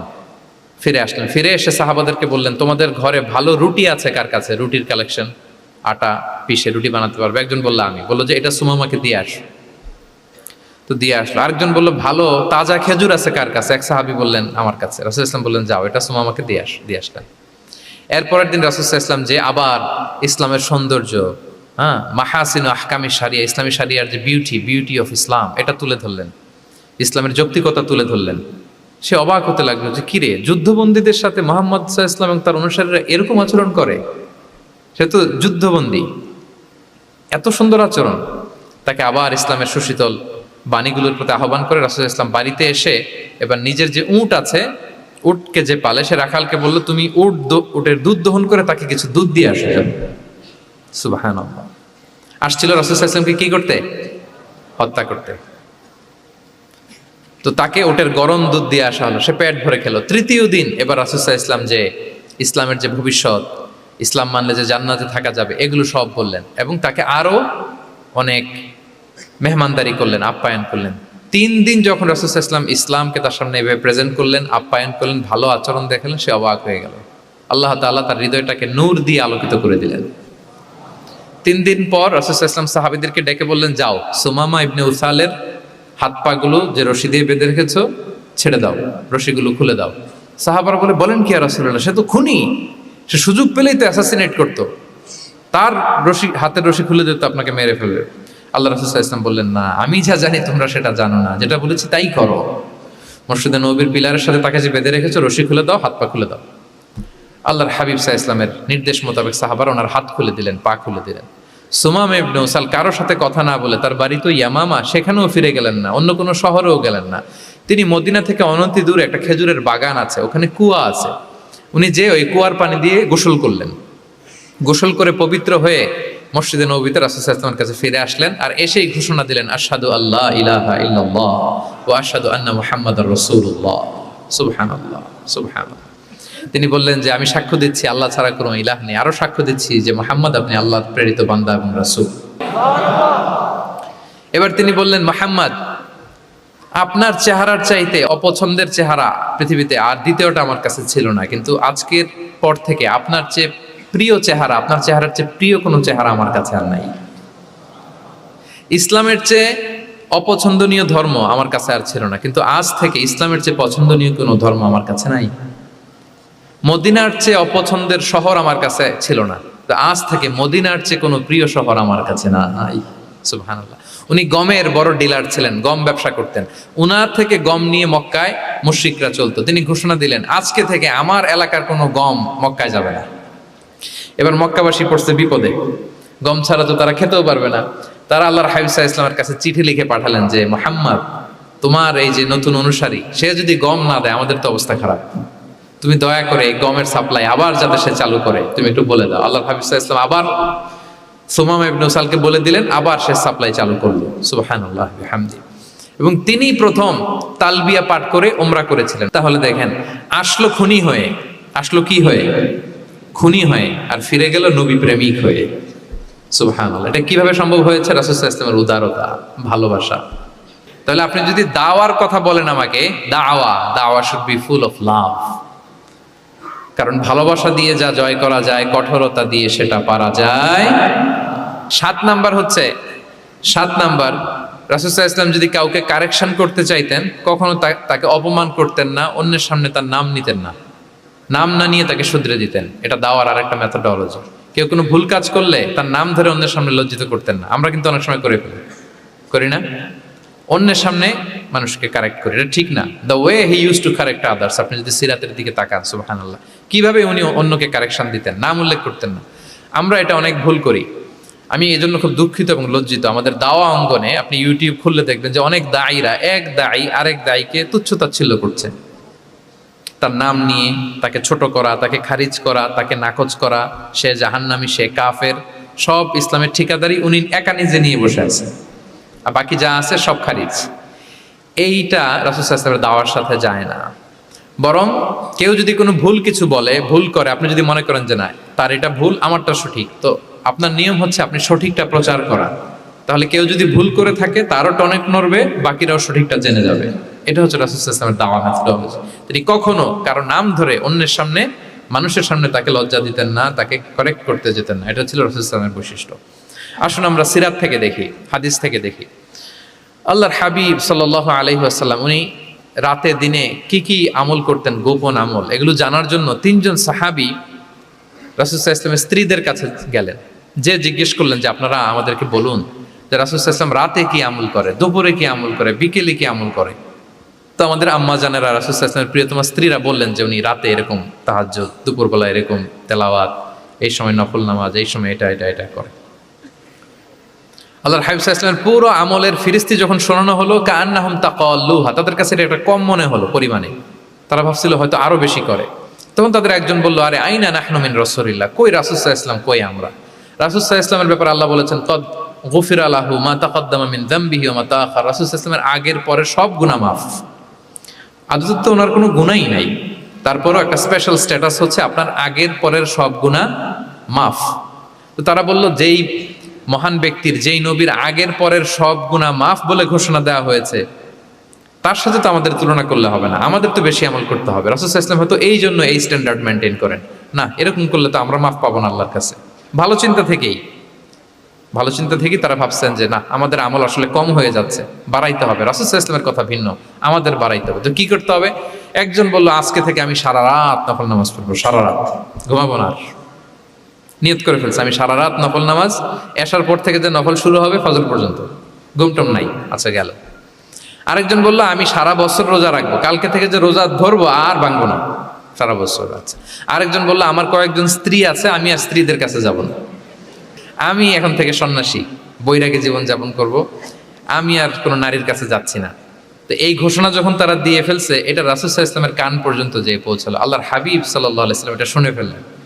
শুনে রাসূল সাল্লাল্লাহু আলাইহি ওয়াসাল্লাম এটা অপছন্দ করলেন, কারণ এটা তো রাইট ট্র্যাক না, ওনারা ভুল করতেছে।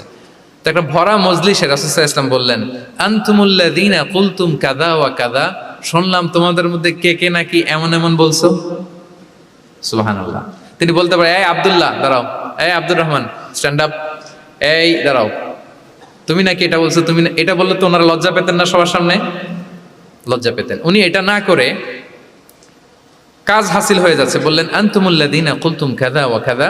অনেক বর্ণনা এরকম পাওয়া যায়, মা বালু আকওয়ামিন ইয়াফআলুনা কাযা ওয়া কাযা, মা বালু আকওয়ামিন ইয়াকুলুনা কাযা ওয়া কাযা। তাদের কি হলো, তারা এমন এমন বলে, তাদের হলোটা কি, তারা এমন এমন বলে। এইভাবে তিনি শুধরে দিতেন। তো বললেন, তোমাদের মধ্যে কেউ কেউ নাকি এটা বলে, এটা বলে। ওই 3 জনের তো টনক নড়ে গেছে, আর বাকিরা শুনতেছে। তখন রাসূল সাল্লাল্লাহু আলাইহি ওয়াসাল্লাম বললেন, না, এটা ঠিক নয়। আমি তোমাদের মধ্য থেকে সবচেয়ে বেশি মুত্তাকি, সবচেয়ে বেশি বুজুর্গ। ওয়াল্লাহি ইন্নী লা আখশাকুম লিল্লাহি ওয়া আতকাকুম লাহু, আমি তোমাদের মধ্য থেকে আল্লাহকে সবচেয়ে বেশি ভয় পাই।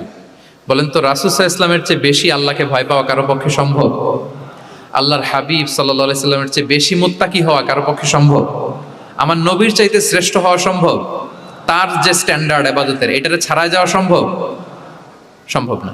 তো তিনি বললেন যে আমি রাত্রিবেলা ঘুমাই আসার পরে, আবার শেষ রাতে তাহাজ্জুদও করি, ঘুমও আছে নামাজও আছে, ব্যালেন্স। আমি সোম বৃহস্পতিতে রোজা রাখি, সপ্তাহের বাকি দিনগুলোতে খাই। আবার আমার অনেক 9 জন স্ত্রী তো অ্যাট এ টাইমে ছিল, আমি স্ত্রীদের সাথে মেলামেশাও করি। তো আমি এগুলো সব ঠিক রেখে আল্লাহর সবচেয়ে প্রিয় মুত্তাকি হইতে সমস্যা হলো না। তোমাদের এত সমস্যা কোথায়? তোমাদের সমস্যা কোথায়? আমার চেয়ে শ্রেষ্ঠ যদি কেউ কিছু করতে চাও, এটা হবে না, আমি হচ্ছি স্ট্যান্ডার্ড। সুবহানাল্লাহ। দেখেন, এইভাবে যখন বললেন, ঠিক করে দিলেন যে তোমরা কে কে জানি এরকম নিয়ত করছো, এটা ভুল করেছো, বরং শুদ্ধ হবে এটা। ওই 3 জনের টনক নড়ে গেছে, তারা শুধরে নিয়েছেন, আর বাকিরা সঠিক মেসেজটা, সঠিক নির্দেশনাটা জেনে গেল। তাহলে ওনাদেরকে কারেকশন করা হয়ে গেছে না অলরেডি? বলেন তো, ওনারা যে ভুল করছে কারেকশন হয়েছে কিনা? কিন্তু তাদেরকে অপমান করা হয়েছে। এই ভুলটা আমরা অনেক সময় করি, অন্যের সামনে, কখন নিজের ছেলেকে, নিজের স্ত্রীকে, বন্ধুকে, অন্যের সামনে এইভাবে আমরা যেন কারেক্ট না করি। কাউকে সংশোধন করতে চাইলে আল্লাহর হাবিব সাল্লাল্লাহু আলাইহি সাল্লামের দেখানো পথেই যেন আমরা সংশোধন করি। এটা হচ্ছে এই হাদিসের 1 নম্বর শিক্ষা। আরেকটা শিক্ষা হচ্ছে ব্যালেন্স লাইফস্টাইল, ব্যালেন্স অ্যাপ্রোচ আমরা জানলাম। অনেকে মনে করে, আমার পরিচিত কয়েকজন লোক আছে, আমি বলছি, তারা থামাইছে কিনা জানি না, আমার কাছে এসে শোনাইতেছে, হুজুর আমি সারা বছর রোজা রাখি। তাই আমি বলছি, আপনার বলছে কি সারা বছর রোজা রাখতে? সারা বছর তো রোজা রাখা নিষেধ, এটাকে সওমে বিসাল বলে, এটা নিষেধ। বরং সবচেয়ে বেশি যদি কেউ রাখতে চায়, রাসূল সাল্লাল্লাহু আলাইহি ওয়াসাল্লাম বলছে, তাহলে সওমুল্লাহি দাউদ, সিয়ামু দাউদ, দাউদ আলাইহিস সালামের রোজা। এর চেয়ে বেশি না। একদিন রাখবা, আরেকদিন ভাঙবা, একদিন রাখবা, আজকে রোজা রাখলে কালকে খাবেন, কালকে রাখবেন, এরপরের দিন রাখবেন, এরপরের দিন ভাঙবেন। এর চেয়ে বেশি রাখা যায় না। লাগাতার রোজা রাখা নিষেধ। লাগাতার 6 মাস 5 মাস সারা বছর অনেকে রোজা রাখে, এটা না জানার কারণে। তাহলে এই যে ইসলামের যে ব্যালেন্স লাইফস্টাইল, এটা আমরা জানলাম। কাউকে কিভাবে শুধরে দিতে হবে, কারেক্ট করতে হবে, কারেকশনের ওয়ে, এটা আমরা জানলাম। আরেকটা হচ্ছে ইসলাম যে the combination of material and spiritual life, এইটার একটা তথ্য আমরা জানলাম যে আপনার এই দুনিয়াও লাগবে, আপনার আখিরাতও লাগবে। আপনি সব ছেড়ে দিয়ে শুধু আল্লাহর রাস্তায় চলে গেলে ওইটা ইসলাম শিখায় নাই। ইসলাম যে আমাদেরকে ফরিয়াদ শিখায়, প্রার্থনা শিখায়, রব্বানা আতিনা ফিদ দুনিয়া হাসানা ওয়া ফিল আখিরাতি হাসানা ওয়া কিনা আযাবান নার। হে আল্লাহ, আপনি দুনিয়াতেও হাসানা দেন, আখিরাতেও হাসানা দেন। আগে চাইছি কোনটা, আখিরাত না দুনিয়া? রব্বানা আতিনা ফিল আখিরাতি হাসানা ওয়া ফিদ দুনিয়া হাসানা, এরকম নাকি রব্বানা ফিদ দুনিয়া হাসানা? দেখেন, দুনিয়াটা আগে, দুনিয়াটা আগে। সো ব্যালেন্স, এই ভারসাম্য রাখাটা, আমি আলোচনা শুরুই তো করেছি ওয়াসাতিয়া, মানে ভারসাম্যপূর্ণ। ইসলামের নেচারটা হচ্ছে ব্যালেন্সড অ্যাপ্রোচ। এটা আমরা এই হাদিস থেকে শিখতে পারি। আমাদের অনেকেরই এটাতে ঘাটতি আছে, অনেক জ্ঞানী, অনেক স্কলার, অনেক তার কিছু, কিন্তু তার মধ্যে ভারসাম্য এবং পরিমিতি বোধ নাই। পরিমিতি বোধ, ভারসাম্য, ব্যালেন্স লাইফস্টাইল, এটা অনেকে অ্যাডপ্ট করতে পারে না। এটা বছরের পর বছর সাধনা করতে হয়, অ্যাডপ্ট করে নিতে হয় নিজের সাথে। তাহলে 7 নাম্বার হচ্ছে, কাউকে শুধরে দিতে চাইলে আপনি কিভাবে শুধরে দিবেন, এটা আমরা জানলাম। তাকে সবার সামনে লজ্জা দিয়ে শুধরে দেওয়া যাবে? তাহলে কৌশলে তাকে শুধরে দিতে হবে। পারা যাবে তো ইনশাআল্লাহ? 8 নাম্বার হচ্ছে, এটা দায়ীদের জন্য অনেক বড় রিমাইন্ডার। সেটা হচ্ছে, আমরা যে দাওয়া দেই, এটা খেয়াল রাখতে হবে, আমি যা বলি ওটা সবার আগে অ্যাপ্লাই করতে হবে নিজের মধ্যে। আমরা অনেক সময় এটা করে ফেলি যে ভালো একটা হাদিস শুনলে, কোরআনের আয়াত শুনলে, একটা কিছু শুনলে মনে করি যে এগুলো এই সবার জন্য, মানে এটা বাদ, এখান থেকে শুরু, লাইনটা এখান থেকে শুরু, এইখান থেকে যারা আছে এই সবাই এগুলো পালন করবে, আমি এটার বাইরে। দেখবেন যার সাথেই কথা বলেন, তার কোনো সমস্যা, তার দোষ, তার কিভাবে সেলফ ডেভেলপমেন্ট, আত্মোন্নয়ন, আত্মশুদ্ধি, শুদ্ধাচার, এগুলো নিয়ে কথা নাই। খালি বলি যে কি সমস্যা রে ভাই সমাজে, জানেন শেষ হয়ে গেল দেশটা। তারপর রাজনীতিতে সমস্যা, সমাজে সমস্যা, হুজুরদের মধ্যে সমস্যা, ওদের মধ্যে সমস্যা, শুধু সমস্যা, মানে উনি সব জায়গায় সমস্যা দেখতে পায়। কিন্তু বেসিকলি আপনি যখন সমস্যা নিয়ে কথা বলবেন, সবার আগে খেয়াল করতে হবে যে ওই সমস্যায় আমি আক্রান্ত কিনা। আমরা কেন যেন অন্যকে কাঠগড়ায় দাঁড় করাতে বেশি পছন্দ করি, কিন্তু নিয়ম হচ্ছে নিজেকে বারবার কাঠগড়ায় দাঁড় করানো, যে আমি ঠিক করতেছি কিনা, আসলে আমার মধ্যে শুদ্ধাচার আছে কিনা, আমার লেনদেন ঠিক আছে কিনা, আমার মধ্যে সততা আছে কিনা, do I live a decent life, আমি যা বলি আমি তা করি কিনা। এটা অনেক সময় আমরা ভুলে যাই। আমরা যা বলি সেটার জন্য আগে আমরা নিজে আমল করতে পারি। আল্লাহ তৌফিক দান করুন। আল্লাহ তাআলা বলছেন, ইয়া আইয়ুহাল্লাযীনা আমানু লিমা তাকুলুনা মা লা তাফআলুন, কেন তুমি সেটা বলো যেটা তুমি করো না, কেন সেটা বলো। সো আমরা যদি দাওয়া কাজ করতে চাই, আমি যে দাওয়াটা দিব বা নাসিহাত দিব বা বার্তাটা রাখবো, সবার আগে যেন এটা নিজের দিকে, ওই তীর তীর যেন নিজের দিকে থাকে, যে না এটা আগে তোমার জন্য, আগে তুমি পালন করো, পাশাপাশি এটা সবার জন্য, এটা যেন আমরা করি। আল্লাহর হাবিব সাল্লাল্লাহু আলাইহি ইসলামের জীবনে যদি আমরা দেখি তাহলে দেখবো উনি যা বলতেন ওটা নিজে আগে বেশি করতেন। আল্লাহু আকবার। উনি ইবাদতের কথা বলতেন, আল্লাহর সামনে নিজেকে সঁপে দেওয়ার কথা বলতেন। আর নিজেকে কিভাবে সঁপে দিতেন দেখেন, তিনি যখন দোয়া করতেন নিজেকে ছোট করতে করতে তিনি আল্লাহরে বলতেন, আল্লাহুম্মা ইন্নী আবদুক ওয়া ইবনু আবদিক ওয়া ইবনু আমাতিক নাসিয়াতি বিয়াদিক। হে আল্লাহ, আমি আপনার দাস। আল্লাহ, আমি দাসের ঘরের দাস, দাসীর ঘরের দাস। মানে আমার পিতা আব্দুল্লাহ আপনার দাস, আমার মা আমিনা আপনার দাসী। সো আমরা সবাই আপনার গোলাম, গোলামের ঘরের গোলাম। এর চেয়ে তুচ্ছ, ছোট, নগণ্য করে কি আর আল্লাহর সামনে নিজেকে পেশ করা যায় বলেন? এরপর তিনি বলতেন, নাসিয়াতি বিয়াদিক। আল্লাহ, আমার মাথার চুলের ঝুঁটি আপনার হাতের মুঠোয়। মাথার চুলের ঝুঁটি হাতের মুঠোয় মানে কি? আপনি ডানে টান দিলে আমি ডানে যেতে বাধ্য, আপনি বাঁয়ে টান দিলে মানে আমার আর কিছু নেই, আল্লাহ সব সঁপে দিলাম আপনার কাছে। কিভাবে নিজেকে তিনি সঁপে দিতেন? তাহাজ্জুদের সালাতে যখন রাতে দাঁড়াতেন, আম্মা জান আয়েশা রাদিয়াল্লাহু তাআলা আনহা বলেন, দাঁড়িয়ে থাকতে থাকতে পা দুইটা ফুলে যেত এরকম, হাত্তা তাতাফাত্তারা কদামা। খুব কষ্ট হতো আল্লাহ রাসূল সাল্লাল্লাহু আলাইহি ওয়াসাল্লামের। তো আম্মা জান আয়েশা বলতেন, ইয়া রাসূলুল্লাহ কদ গুফিরা লাকা মা তাকদ্দামা মিন যামবিকা ওয়া মা তাআখার। আল্লাহ তো বলেছেন আপনার সব গুনাহ মাফ, গুনাই তো নাই, তাও ঘোষণা সব গুনাহ মাফ। এত কষ্ট নিজের দেহের উপর নিজে কেন দেন? আল্লাহর হাবিব সাল্লাল্লাহু আলাইহি ওয়াসাল্লাম বলতেন, আফালা উহিব্বু আন আকুনা আবদান শাকুরা। হ্যাঁ আয়েশা, এটা ঠিক, আল্লাহ আমাকে মর্যাদা দিয়েছেন, কিন্তু আমি কি শুকরগুজার বান্দা হতে চাইবো না? আল্লাহর নেয়ামতে যে আমি ভেসে বেড়াই, আল্লাহর নেয়ামতে যে আমি বেঁচে আছি, আল্লাহর অনুগ্রহের কারণে যে আমার এত সম্মান, সে আল্লাহর প্রতি আমি কি নিজেকে পেশ করব না? আফালা উহিব্বু আন আকুনা আবদান শাকুরা। আমি কি শুকরগুজার হব না? আমার রোলটা তো আমাকে প্লে করতে হবে, আমাকে তো উজাড় করে আমার রবের সামনে আমাকে উপস্থাপন করতে হবে। দেখেন, শুধু বলতেন না, করে দেখাতেন।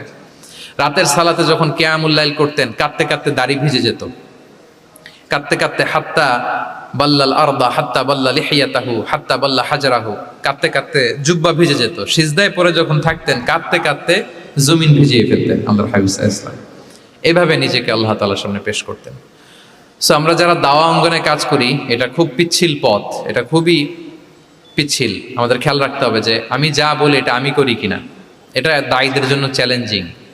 সে নিজে একটা ডিসেন্ট লাইফ লিড করা, তার নিজের মধ্যে সততা থাকা, নৈতিকতা থাকা, মোরালিটি, এথিক্স, ভ্যালিউজ নিয়ে যে আমরা বলি, ওই ভ্যালিউজের প্র্যাকটিস যেন আমাদের মধ্যে থাকে। আল্লাহ তাআলা আমাদেরকে তৌফিক দান করুক, আমরা পড়ি আমিন। 9 নম্বরে হচ্ছে কনসিডারেট হওয়া। রাসূল সাল্লাল্লাহু আলাইহি ওয়াসাল্লাম খুবই কনসিডারেট ছিলেন, এটা খুব গুরুত্বপূর্ণ, খেয়াল করে শুনুন। কনসিডারেট মানে খুব উচ্চ বিবেকবোধ সম্পন্ন ব্যক্তিত্ব, খুব বিবেকবোধ সম্পন্ন। আমাদের অনেকের মধ্যে এটা, আমাদের অনেকের সেন্স কাজ করে না। আল্লাহর হাবিব সাল্লাল্লাহু আলাইহি ওয়াসাল্লাম, he was a man of 6 senses. 6টা সেন্স ওনার কাজ করতো। সুবহানাল্লাহ, সুবহানাল্লাহ। কথা বলতেছেন, ওদিকে কি হচ্ছে, ওদিকে সব একসাথে এট এ গ্ল্যান্সে তিনি মেনটেন করতেন। সুবহানাল্লাহ বিহামদি। তো এই উচ্চ বিবেকবোধ সম্পন্ন হইতে হবে দায়ীদের। রাসূল সাল্লাল্লাহু আলাইহি ওয়াসাল্লাম নামাজ পড়াচ্ছেন, পিছনে বাচ্চার কান্নার আওয়াজ, নামাজ ছোট করে দিয়েছেন, একেবারে ছোট, শর্ট করে সিজদা, রুকু, মানে যতটুকু না হলেই না, অতটুকু করে নামাজ শেষ। জিজ্ঞেস করা হলো কেন? বললেন যে আমি দেখলাম একটা ছোট বাচ্চা কাঁদছে, এই বাচ্চার মায়ের বোধহয় খুব কষ্ট হয়ে যাচ্ছে পেছনে, বাচ্চাটাকে সামলাতে মহিলাদের প্রেয়ার হলে মাটার বোধহয় খুব কষ্ট হচ্ছে, এজন্য আমি নামাজটা একটু শর্ট করে দিয়েছি। সুবহানাল্লাহ। আমরা নামাজে দাঁড়ালে দিন দুনিয়ার হুঁশ নেই, কি হচ্ছে না হচ্ছে না। আপনার সব খেয়াল রাখতে হবে, কি হচ্ছে। You are a leader, you are a দাঈ, আপনাকে এটা খেয়াল রাখতে হবে। রাসূল সাল্লাল্লাহু আলাইহি ওয়াসাল্লাম এরকম উচ্চ বিবেকবোধ সম্পন্ন লোক ছিলেন। মুআয ইবনে জাবালকে এক জায়গার মদিনার পাশেই ইমাম করে পাঠালেন, ইমাম। তো ওই এলাকার মুসল্লিরা ছিলেন শ্রমজীবী। কি জীবী? শ্রমজীবী। ওনারা উট দিয়ে পানি নিয়ে খেজুর গাছে পানি সেচ দিত, তারা খুব কষ্ট করে সারাদিন। তো উনি মাগরিবের নামাজে একদিন নামাজ শুরু করলেন, আল্লাহু আকবার বলে সূরা ফাতিহার পরে উনি সূরা বাকারা শুরু করলেন। কোন সূরা? কোরআনের সবচাইতে ছোট সূরা নাকি? হ্যাঁ, আয়াত কত? সবচাইতে বড় সূরা। তো উনি হয়তো একটা খুব মানে চিল মুডে আছেন, একটা খুব ভালো মুডে আছেন, ইবাদতের একটা মুডে আছেন। উনার আবেগ থেকে উনি হয়তো সূরা বাকারা শুরু করে দিয়েছেন, তেলাওয়াত করে করে মজা পাচ্ছেন, করতেছেন। কিন্তু পিছনে মুসল্লিরা হচ্ছে শ্রমজীবী, সারাদিন খেতে খামারে খেজুর বাগানে কাজ করে ওনারা নামাজ পড়তেছেন। একদল তো নামাজ ছেড়ে দিছে, ছেড়ে দিয়ে নিজেরা নামাজ পড়ে আল্লাহর হাবিব সাল্লাল্লাহু আলাইহি ওয়াসাল্লামের কাছে যে বিচার দিলেন যে ইয়া রাসূলুল্লাহ, দেখেন এমন একজনকে ইমাম হিসেবে পাঠালেন, উনি মাগরিবের নামাজ শুরু করছে সূরা বাকারা দিয়ে। আমরা হচ্ছে শ্রমজীবী মানুষ, আমরা কি পারি এত সময় দাঁড়িয়ে থাকতে? রাসূল সাল্লাল্লাহু আলাইহি ওয়াসাল্লাম খুব রেগে গেলেন, খুব। মুআয ইবনে জাবাল রাদিয়াল্লাহু তাআলা আনহুকে ডেকে পাঠালেন। ডেকে কি শব্দ ইউজ করছে জানেন? উনি বললেন, আফাত্তানুন আনতা ইয়া মুআয। ফাত্তান মানে ফিতনাবাজ। হে মুআয, তুমি কি সমাজে ফিতনা ছড়াচ্ছ? তোমাকে পাঠালাম সেখানকার ইউনিটি ধরে রাখতে, ইমাম হয়ে নামাজ পড়াবা, তালিম দিবা। আফাত্তান আনতা ইয়া মুআয, তুমি ফিতনা ছড়াচ্ছ? তুমি কেন সাব্বিহ ইসমা রাব্বিকাল আলা তোমার মুখস্থ নাই? ওয়াশ শামসি ওয়া দুহাহা মুখস্থ নাই? হাদিসে দুইটা সূরার কথা, যে এই সাইজের সূরাগুলো পারো না, তুমি এগুলো দিয়ে নামাজ পড়াবা যাতে ওদের কষ্ট না হয়। ওরা তো শ্রমজীবী সাহাবী, ওদের দিকে তো তোমার খেয়াল রাখতে হবে, কনসিডারেট হতে হবে। সুবহানাল্লাহ ওয়া বিহামদিহি। দেখেন রাসূল সাল্লাল্লাহু আলাইহি ওয়াসাল্লাম ইমামকে এনে শাসন করলেন, বুঝিয়ে বললেন যে না, তোমাকে ছোট ছোট সূরায় নামাজ পড়াতে হবে যাতে করে কষ্ট না হয়। এবং রাসূল সাল্লাল্লাহু আলাইহি ওয়াসাল্লাম কাউকে কোনো দায়িত্ব দিয়ে কাজে পাঠালে ওনার বিখ্যাত একটা বাণী তিনি বলে দিতেন। আমার ভেরিফাইড যে ফেসবুক পেজের কভার ফটোতে দেখবেন এই হাদিসটা দেয়া। সেটা হচ্ছে তিনি কাউকে কোনো দায়িত্ব দিয়ে পাঠালে তিনি বলতেন, বাশশিরু ওয়ালা তুনাফিরু, ইয়াসসিরু ওয়ালা তুআসসিরু। মানে তোমরা মানুষকে সুসংবাদ দিও, মানুষকে দিন থেকে ভাগিও না, দিনকে সহজ করে উপস্থাপন করো, দিনকে জটিল করে মানুষের সামনে উপস্থাপন করুন। আমরা এটা ভুল করি, এত কঠিন ভাবে উপস্থাপন করি, ভাবে যে কঠিন করে উপস্থাপন করতে পারলেই বোধহয় ওনার ক্রেডিট। এরকম একটা মানসিকতা অনেকের আছে। কোনো মুফতি যদি এমন কোনো ফতোয়া দেয় যেটা সমাজের অধিকাংশ মুসলিম চেষ্টা করেও মানতে পারতেছে না, কঠিন হয়ে যাচ্ছে, তার মানে something is missing in the ফতোয়া, something is missing in the legal opinion, and the মুফতি should revise the issue again and again. তাকে আরো মুফতিদের সাথে রিভাইজ করতে হবে, আরো কিভাবে জীবন ঘনিষ্ঠ করে মাসালাটা দেয়া যায়, তাকে এটা ভাবতে হবে। কারণ আল্লাহ দিনের মধ্যে জটিলতা রাখেননি, কাঠিন্যতা রাখেননি। আমরা দিনকে কঠিনভাবে মানুষের কাছে উপস্থাপন করি, মানুষকে ভয় দেখাই, আমরা হতাশ করি, দিন থেকে ভাগাই। রাসূল সাল্লাল্লাহু আলাইহি ওয়াসাল্লাম বলেছেন, খবরদার দিন থেকে ভাগিও না, সহজ করে মানুষের কাছে উপস্থাপন করো, দিনকে জটিল করে মানুষের কাছে উপস্থাপন করবে না। তো তাহলে কনসিডারেট ছিলেন রাসূল সাল্লাল্লাহু আলাইহি ওয়াসাল্লাম, খুব উচ্চ বিবেক বোধ সম্পন্ন ব্যক্তি ছিলেন। একবার মাগরিবের সালাতে অথবা এশার সালাতে হাদিসে এসেছে যে ইহদা সালাতাইল ইশা মানে মাগরিব অথবা এশায় হাসান হুসাইন রাদিয়াল্লাহু তাআলা আনহুমাকে নিয়ে তিনি নামাজে গেলেন। নামাজের এক পর্যায়ে সেজদারত অবস্থায় ওনার নাতি হাসান রাদিয়াল্লাহু তাআলা আনহু ওনার কাঁধের উপরে চেপে বসলেন, দীর্ঘ সেজদা দিলেন। এরপর যখন নামাজ শেষ করলেন, সাহাবারা বললেন, ইয়া রাসূলুল্লাহ, এত লম্বা সেজদা দিতে তো কখনো দেখি নাই, নামাজে কি অসুস্থ হয়ে গেলেন নাকি? অথবা নামাজ চলা অবস্থায় কি কোরআনের আয়াত নাজিল হলো নাকি? রাসূল সাল্লাল্লাহু আলাইহি ওয়াসাল্লাম বললেন, কুল্লু যালিকা লাম ইয়াকুন, একটাও না, বরং ওয়ালাকিন নাবনি ইরতাহালানি, আমার নাতি আমার কাঁধে উঠছিল। ফাকারিহতু আন উআজ্জিলাহু হাত্তা ইয়াকদিয়া হাজাতা, আমি সেজদায় উঠতে গেলেই তো ও যে খেলতেছে এটা ডিস্টার্ব হয়ে যাবে, সো ওর যতক্ষণ না ওর খেলা শেষ না হয় আমি একটু ওয়েট করতেছিলাম। তার খেলাধুলা শেষে তার সময় যখন হয়েছে নেমে গেছে, আমি তখন সেজদা থেকে মাথা উঠিয়েছি। কি কনসিডারেট ছিলেন দেখেন, কি উচ্চ বিবেক বোধ সম্পন্ন, অন্যের যাতে কষ্ট না হয়, অন্যের যে কোনো কনসার্ন, এগুলো সব তিনি খেয়াল রাখতেন। সো দাঈদের এরকম সিক্স সেন্সের অধিকারী হওয়ার চেষ্টা করতে হবে। আল্লাহ তাআলা আমাদেরকে তৌফিক দান করুন। কয়টা গেল? 9টা। আর একটা সর্বশেষ, এটা খুব গুরুত্বপূর্ণ, আপনাদের সাথে খুব রিলেভেন্ট। সেটা হচ্ছে প্রপার টাইমিং ফর দাওয়ার জন্য টাইমিংটা খুব গুরুত্বপূর্ণ। প্রপার টাইমে যদি দেন ওটা ক্লিক করবে, ওটা স্পার্ক করবে। আর যদি সময় মতো না হয় ওটা কাজ করবে না। প্রপার টাইমে প্রপার দাওয়াটা দিতে হয়, সঠিক সময়ের অপেক্ষা করা, যখন সেই সময়টা আসছে তখন দাওয়া দেওয়া। বুঝতে পেরেছেন না ব্যাপারটা? একটা ছোট্ট উদাহরণ দেই। এক ইহুদি কিশোর রাসূল সাল্লাল্লাহু আলাইহি ওয়াসাল্লামের খেদমত করতো। ইহুদি কিশোর, কোন ধর্মের কিশোর বলেন তো? ইহুদি কিশোর। প্রায় আসতো রাসূল সাল্লাল্লাহু আলাইহি ওয়াসাল্লামের কাছে, আসতো রাসূল সাল্লাল্লাহু আলাইহি ওয়াসাল্লামের সেবা করতো, কিন্তু তাকে কখনো রাসূল সাল্লাল্লাহু আলাইহি ওয়াসাল্লাম দিনের দাওয়াত দেন নাই। ছেলেটা ইহুদি, কিন্তু তার সামনে কখনো দিনের দাওয়াত তিনি দেন নাই। তো একদিন দেখে যে ওই ছেলে আসে না, লাগাতার এরকম কয়েকদিন যাবত ওই ছেলে আর আসে না। তখন রাসূল সাল্লাল্লাহু আলাইহি ওয়াসাল্লাম খোঁজ নিলেন যে কি হয়েছে। তখন রাসূল সাল্লাল্লাহু আলাইহি ওয়াসাল্লাম শুনতে পেলেন যে ছেলেটা অসুস্থ। ছেলেটা কি অসুস্থ? আল্লাহর হাবিব সাল্লাল্লাহু আলাইহি ওয়াসাল্লাম তার বাসায় গেলেন, যে দেখলেন যে ইহুদি ছেলেটা বিছানায় পড়ে কাতরাচ্ছে, পাশে ছেলেটার বাবা। রাসূল সাল্লাল্লাহু আলাইহি ওয়াসাল্লাম তার মাথায় হাত বুলিয়ে দিলেন, তার খোঁজ খবর নিলেন। এবার রাসূল সাল্লাল্লাহু আলাইহি ওয়াসাল্লাম বললেন, আসলিম, মানে ইসলাম ধর্ম গ্রহণ করো। ফানাযারা ইলা ওয়াজহি আবি, ইহুদি ছেলেটা তার বাবার চেহারার দিকে তাকালো যে দেখি আব্বা কি বলে। বাবা যেহেতু দাঁড়ায় আছে, ফানাযারা ইলা ওয়াজহি আবি, বাবার চেহারার দিকে মুমূর্ষ ছেলেটা বাবার চেহারার দিকে তাকালো। তো বাবা বলল আতি আবুল কাসিম, মানে আবুল কাসিম যা বলে তাই শোনো। রাসূল সাল্লাল্লাহু আলাইহি ওয়াসাল্লামের বড় ছেলের নাম ছিল কাসিম, ফলে ওনাকে আবুল কাসিম বলে মদিনাতে ডাকা হতো। আমাদেরও তো বড় ছেলে বা বড় মেয়ের নাম ধরে ডাকে না? ধরেন যে আপনার বড় ছেলের নাম আব্দুল্লাহ, তো আপনারা বলে আব্দুল্লাহর বাবা। রাসূল সাল্লাল্লাহু আলাইহি ওয়াসাল্লামকে মদিনায় বলা হতো কাসিমের বাবা। তো ছেলেটা যখন বাবার চেহারার দিকে তাকালো, বাবা বলল আতি আবুল কাসিম, তুমি আবুল কাসিমের অনুসরণ করো, যা বলে তাই শোনো। ছেলেটা তখন পড়তে আরম্ভ করলো আশহাদু আল্লা ইলাহা ইল্লাল্লাহ ওয়া আশহাদু আন্না মুহাম্মাদুর রাসূলুল্লাহ, মানে মুসলিম হয়ে গেল। রাসূল সাল্লাল্লাহু আলাইহি ওয়াসাল্লাম ইহুদিদের ঘর থেকে বের হয়ে আসলেন আর বললেন আলহামদুলিল্লাহিল্লাযী আনকাযাহু মিনান নার, বুখারীর বর্ণনা। প্রশংসা সে আল্লাহর, যে আল্লাহ এই ছেলেটিকে জাহান্নাম থেকে মুক্তি দিয়ে জান্নাতি বানিয়ে নিল। দেখেন রাসূল সাল্লাল্লাহু আলাইহি ওয়াসাল্লাম একটা প্রপার টাইমিং এর অপেক্ষা করতেছিলেন। এতদিন রাসূল সাল্লাল্লাহু আলাইহি ওয়াসাল্লামের ঘরে যে ইহুদি কিশোর খেদমত করে, কাজ করে দিয়ে আসে, একদিনও দাওয়াত দেয় না। রাসূল সাল্লাল্লাহু আলাইহি ওয়াসাল্লাম একটা ভালো সময় খুঁজতেছিলেন। শুরুতেই যদি দাওয়াত দেয় ওই ছেলে আশাই বন্ধ করবে, ভাববে খাইছে, আমার তো ধর্মান্তরিত করতে চায়। ঠিক কিনা বলেন? যে আমার একটা ফেইথ আছে, সে তো আমার ফেইথ কেড়ে নিতে চায়, বা তার বাবাও ভয় পাবে।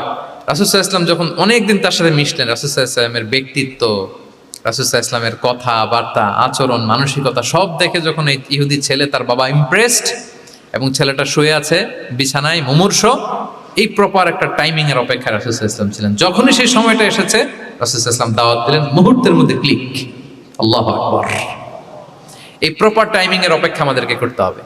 এই সুযোগটা কিন্তু আপনাদের আছে। আমি শুরুতেই বলেছি যে ডক্টর যারা, তাদের কাছে মানুষ কখন আসে? সুদিনকালে না দুর্দিনকালে? বলেন, তার বিপদ এর চেয়ে বড় বিপদ নাই। ক্যান্সার নিয়ে আসছে, ডায়াবেটিক্স নিয়ে আসছে, অসুস্থ অসহায়, মানে ভাবখানা এমন, আপনি ছাড়া তার আর কোনো গতি নেই। ঠিক কিনা বলেন? এই প্রপার টাইমে যখন আপনি মনে করবেন যে now it's high time to give দাওয়া, জাস্ট ডু ইট। যখন মনে করবেন যে না এখন একটা সুন্দর সময়, এখন বললে এটা কাজে দিবে, ওই সময়টাকে আপনি কাজে লাগান। তাহলে দাওয়া মেথোডোলজি সর্বশেষ পয়েন্ট হচ্ছে প্রপার টাইমিং ফর দাওয়া। যখন দাওয়া দিলে কাজে লাগবে ঠিক তখন দিতে হবে। কি পারা যাবে তো ইনশাআল্লাহ? আল্লাহ তাআলা আমাদের সবাইকে তৌফিক দান করুন। তাহলে প্রিয় ভাইয়েরা, আমি একটু রিভাইজ করি আপনাদের সাথে কি কি নিয়ে কথা বললাম। প্রথমে আমরা বলেছি যে আমাদের মধ্যমপন্থী হইতে হবে, বাড়াবাড়িও করা যাবে না, ছাড়াছাড়িও করা যাবে না। আমরা কোথায় থাকবো? মাঝামাঝি। এরপরে আমরা বললাম ওরাল দাওয়ার চেয়ে প্র্যাকটিক্যাল দাওয়া, লিভিং দায়ী হইতে পারলে ওইটার ইফেক্ট অনেক বেশি। এরপর আমরা আল্লাহর হাবিব সাল্লাল্লাহু আলাইহি ওয়াসাল্লামের সিরা এবং সুন্নাহ থেকে 10টা মেথোডোলজি, দাওয়া মেথোডোলজি আলোচনা করেছি। তার প্রথমটা ছিল ভেরি সফট অ্যান্ড মাইল্ড, দাওয়া ল্যাঙ্গুয়েজটা সফট অ্যান্ড মাইল্ড হতে হবে। 2 নাম্বার কোশ্চেন থ্রো করতে হবে অ্যাটেনশন ড্র করার জন্য। 3 নম্বরে visual explanation to make the দাওয়া মোর ইফেক্টিভ অ্যান্ড প্রোডাক্টিভ। তারপরে 4 নাম্বার গ্রাজুয়ালিটি, ধীরে ধীরে ধাপে ধাপে, একবারে সব চাপিয়ে দেওয়া যাবে না। 5 নম্বরে ইমোশনাল ইন্টেলিজেন্স ইউজ করতে হবে। 6 নম্বরে ফুল অফ লাভ, দাওয়া should be full of love. 7 নম্বরে কাউকে শুধরে দিতে চাইলে লজ্জা দিয়ে অন্যের সামনে শুধরে দেওয়া যাবে না, রাসূল সাল্লাল্লাহু আলাইহি ওয়াসাল্লাম যেভাবে শিখিয়েছেন ওইভাবে কারেক্ট করতে হবে। 8 নম্বরে দাওয়া should be applied in yourself, আগে নিজের মধ্যে। 9 নম্বরে কনসিডারেট হইতে হবে, উচ্চ বিবেক বোধ সম্পন্ন। 10 নম্বরে প্রপার টাইমিং, ঝোপবজে কোপ, বাংলা একটা কথা বলে না, কি বলে? ঝোপবজে, তার মানে সময় মতো, সময়ের 1/4, অসময়ের সময় মতো। যখন আপনি মনে করবেন it's high time to give দাওয়া, ডু ইট, এটা করেন। এইভাবে আল্লাহ রাসূল সাল্লাল্লাহু আলাইহি সাল্লামের দাওয়া মেথোডোলজি ফলো করে যদি আমরা দাওয়া কাজ করি, দাওয়াটা প্রোডাক্টিভ হবে এবং খুব ইফেক্টিভ হবে। আশা করি আল্লাহর হাবিব সাল্লাল্লাহু আলাইহি ইসলামের এই যে দাওয়া মেথোডোলজি এবং এটা কিভাবে আমাদের সাথে রেলেভেন্ট হতে পারে, কিভাবে এটাকে আমরা ইফেক্টিভ করতে পারি আর প্রোডাক্টিভ করতে পারি, এ ব্যাপারে আপনারা একটা মোটামুটি ধারণা পেয়েছেন। আল্লাহ তাআলা আমাদের সবাইকে কথাগুলো বুঝার ও আমল করার তৌফিক দান করুক। হাযা মা ইনদি ওয়াল ইলমু ইনদাল্লাহি আলাইহি তাওয়াক্কালতু ওয়া ইলাইহি উনীব। আসসালামু আলাইকুম ওয়া রাহমাতুল্লাহি ওয়া